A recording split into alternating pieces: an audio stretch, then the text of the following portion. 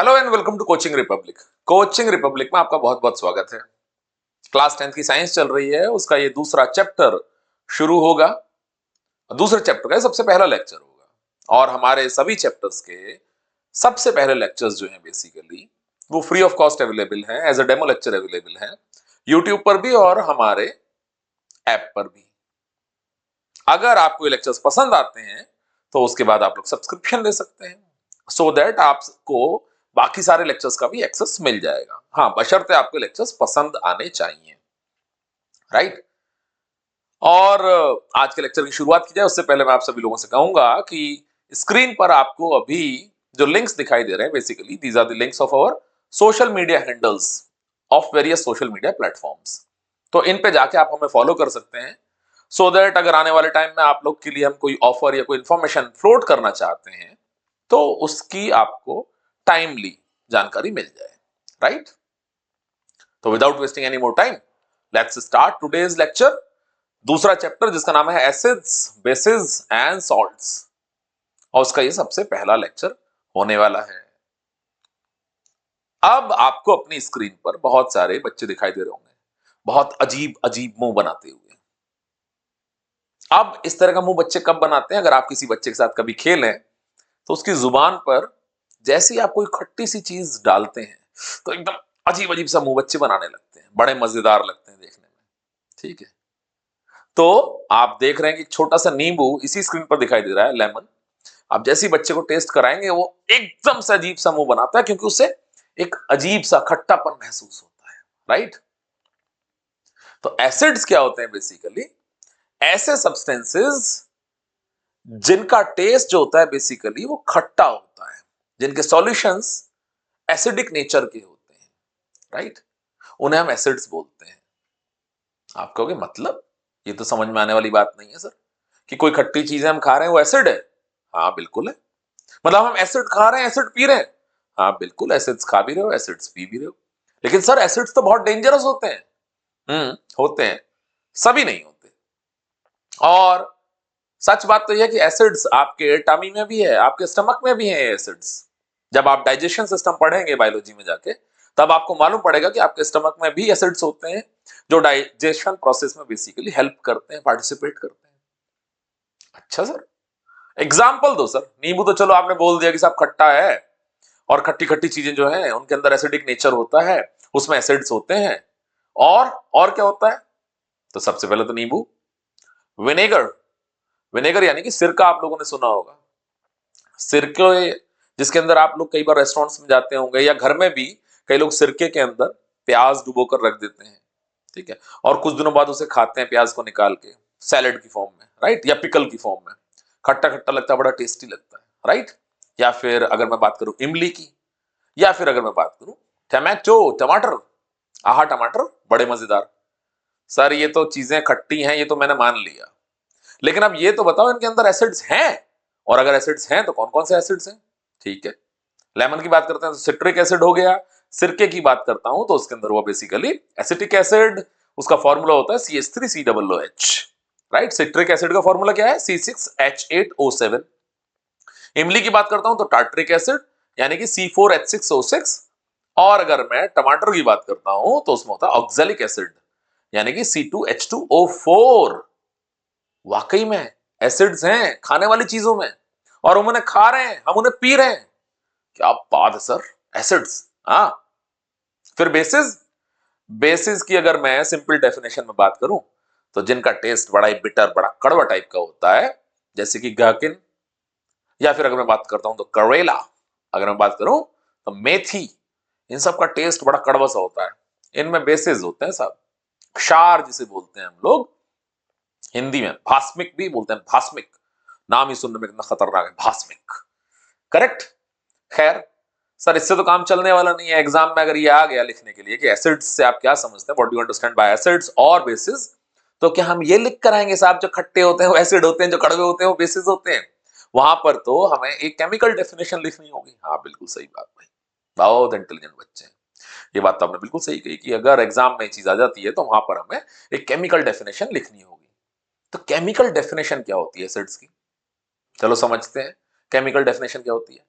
इस chemical definition से पहले मैं आपको एग्जांपल्स देता हूं कुछ, उसमें से कुछ चीजें एनालाइज करने की कोशिश करना, फिर आपको खुद समझ में आ जाएगा कि what should be the chemical definition of acids and bases. ठीक है, दो सर एग्जांपल। HCl का एक्वस सॉल्यूशन ले लिया हम लोगों ने। एक्वस यानी कि जिस चीज को हम पानी में मिला देते हैं वो सॉल्यूशन बेसिकली एक्वस हो जाता है। ठीक है, और पानी में मिलाने के बाद ये किस में ब्रेक हो गया साहब? H प्लस और Cl माइनस आयंस में ब्रेक हो गया। ठीक है सर, अब बात कर लेते हैं हम लोग बेसिकली H2SO4 सल्फ्यूरिक एसिड जिसे हम लोग बोलते हैं, उसको एक्वस सॉल्यूशन लिया और ये भी H प्लस और SO4 माइनस 2 आयंस में ब्रेक हो जाता है। ब्रेक हो गया सब। सर बात तो चल रही है केमिकल डेफिनेशन की, एसिड्स की, और आप यहां पर हमें दो एग्जांपल दे रहे हो। ठीक है, जिसमें पहले वाला तो चलो बिल्कुल क्लियर समझ में आ गया, H प्लस है और Cl माइनस है। दूसरे वाले में आप कह रहे हो H प्लस और SO4 माइनस 2, क्योंकि उसकी वैलेंसी 2 होती है इसलिए SO4 माइनस 2, राइट? तो सर एसिड तो बताओ, एसिड का क्या मतलब हुआ? एसिड की डेफिनेशन कहां निकल कर आई? आप दोनों इक्वेशंस को बड़े गौर से देखिए, ध्यान से देखिए और बताइए कि इसमें क्या कॉमन है। लेफ्ट हैंड साइड यानी कि सब्सटेंसेस में, रिएक्टेंट्स में तो कुछ भी कॉमन नहीं साहब, एक HCl एक H2SO4 है, हाँ बात ठीक है। लेकिन जैसे हम प्रोडक्ट्स में आ जाते हैं, RHS में आ जाते हैं राइट हैंड साइड में, वहां पर अगर हम प्रोडक्ट्स को देखते हैं तो H प्लस और Cl माइनस, ओके, और इधर भी 2H plus H plus H plus, okay.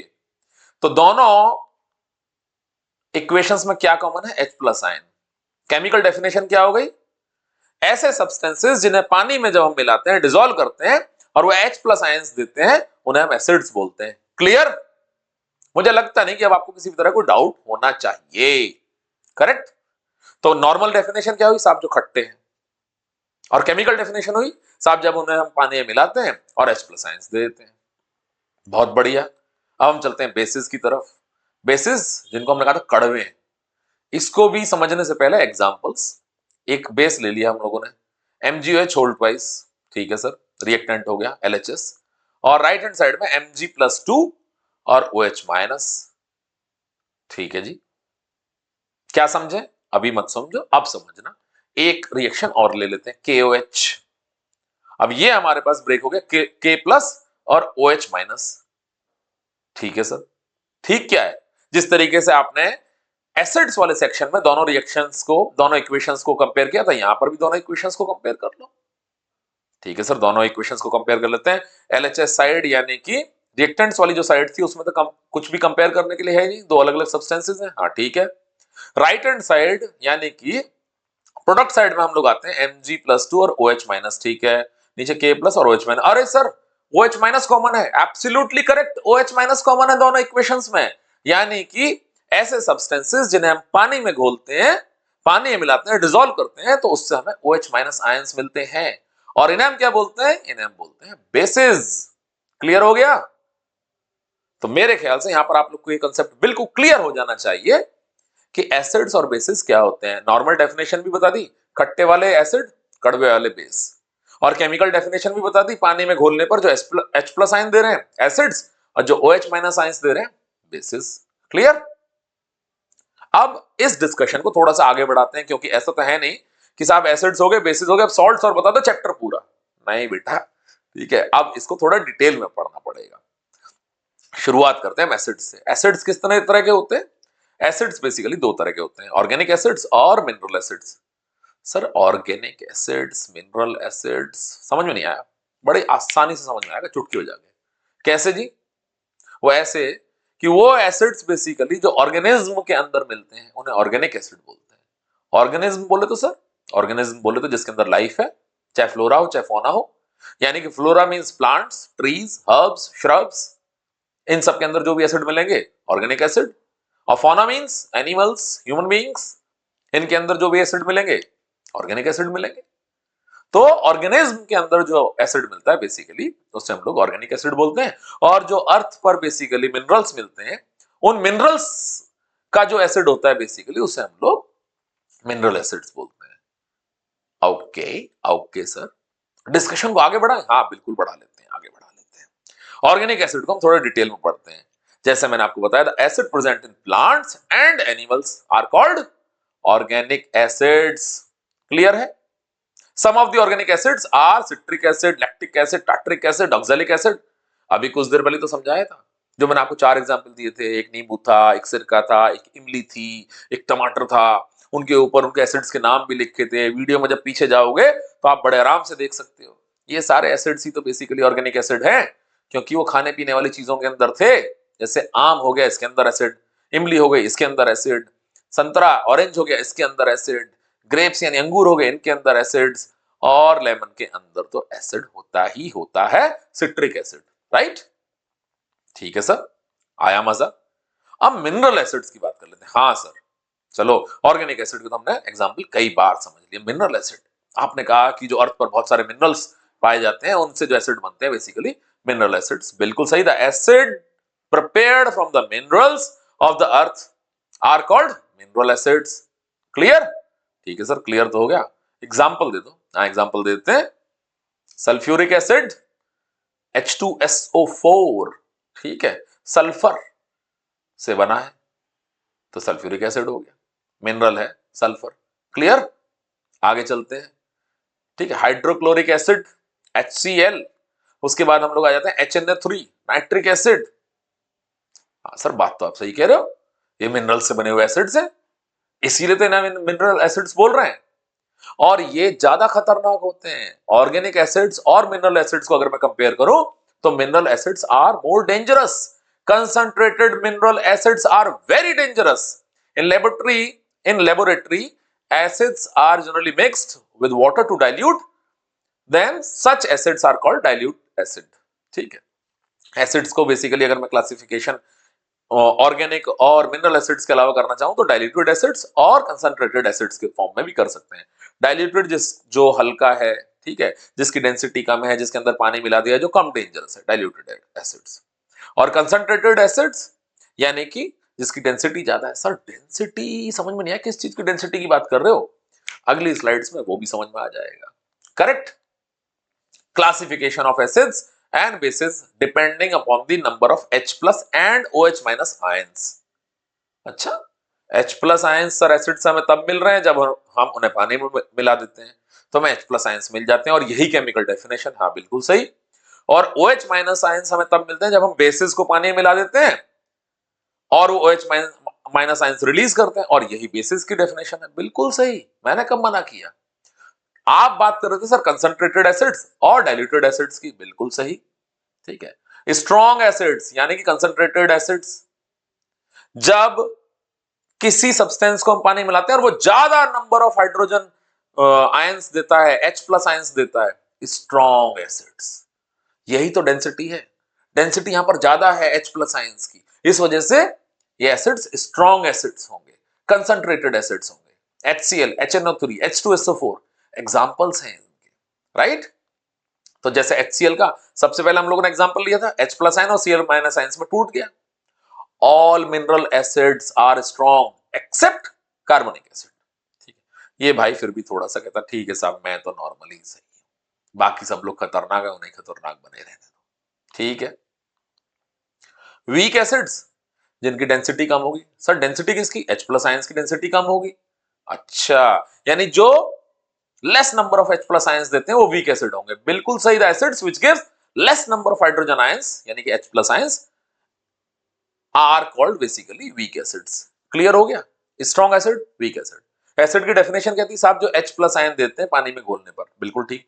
जो ज्यादा H प्लस आयन देंगे वो ज्यादा खतरनाक होंगे, जो कम H प्लस आयन देंगे वो कम खतरनाक होंगे। यानी कि ज्यादा H प्लस आयंस देने वाले ज्यादा एसिडिक यानी कंसंट्रेटेड एसिड यानी कि स्ट्रॉन्ग एसिड्स, कम H प्लस आयंस देने वाले बेचारे कमजोर acid, weak acid, diluted acid. Right? उनकी डेंसिटी वहां पर कम है। क्लियर हो गया सर? ठीक है, CH3COOH इसका एग्जांपल हो गया वीक एसिड का। CH3COOH किसमें टूट रहा है बेचारा? H प्लस और CH3COO माइनस आयंस में। All organic acids are weak acid. बिल्कुल जाहिर सी बात है भाई, अगर ऑर्गेनिक एसिड्स यानी जो ऑर्गेनिज्म के अंदर मिल रहे हैं, यानी कि फ्लोरा के अंदर पेड़ पौधे, वनस्पति, फूल, पत्ती, इनमें जितने भी एसिड्स मिल रहे हैं, अगर वो खतरनाक होने लगे, स्ट्रॉन्ग होने लगे, तो हम उन्हें खा पी कैसे पाएंगे? वीक एसिड्स होते हैं। राइट? और the dilute solution of weak acids are quite safe to drink, पी सकते हो, उसे और डाइल्यूट कर दिया, ठीक है। तभी तो टेस्ट आता है इस तरह की चीजों में जिनमें एक अलग तरह का खट्टापन होता है, राइट। डाइल्यूटेड फॉर्म में उन्हीं एसिड्स को हम लोग इस्तेमाल कर रहे थे, यूज कर रहे होते हैं, hence they are used as food ingredients. Clear. तो यहां पर हम लोग का एक डिस्कशन खत्म होता है। इस डिस्कशन को हम लोग आगे बढ़ाएंगे अगले लेक्चर में। तब तक के लिए good luck, best of luck and all the very best. And you can follow us on the social media platforms, जिनके सोशल मीडिया हैंडल्स के लिंक आपको इस समय अपनी स्क्रीन पर दिखाई दे रहे हैं। अच्छा, ये लेक्चर तो बिल्कुल फ्री ऑफ कॉस्ट अवेलेबल था। अगर आपको ये लेक्चर्स पसंद आते हैं then you can go for a plus subscription. आप लोग हमारा सब्सक्रिप्शन ले सकते हैं और उसके बाद you'll get the access of all the lectures. Okay guys, see you in next lecture. Thank you so much.